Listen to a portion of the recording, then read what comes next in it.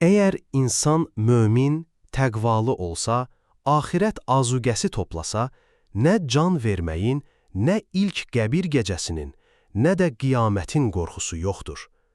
İmam Hüseyin əleyhissalamdan soruşdular, ölüm nədir ki, onun haqqında bir şey bilinmir? Həzrət buyurdu, ölüm möminlərə üz vermiş ən böyük şadlıqdır. İmam Sadiq əleyhissalam buyurmuşdur, qiyamət təqva əhli üçün bir toydur. Başqa bir hədisdə imam buyurur, mömin öldükdə 70.000 mələk onu qəbirədək müşayiət edər.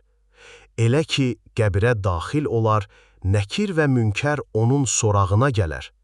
Onun yanında əyləşib deyərlər, Rəbbin kimdir? Dinin nədir? Peyğəmbərin kimdir?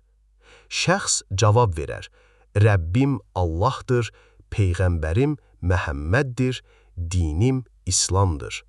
Sonra qəbir göz işlədikcə genişlənər. Ona behişdən təam, ruh reyhan gətirlər. Bu Allahın Qurani Kərimdəki vədidir. Əgər yaxınlardan olsa, onun üçün ruh reyhan olar.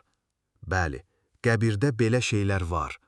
Axirətdə isə şəxs həmişəlik və nemətlərlə dolu behişdə daxil olar.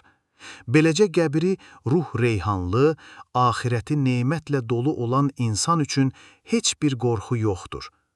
Əlbəttə ki, insanı iman və təqvaya, eləcə də salih əmələ sövq edən qorxu müsbətdir.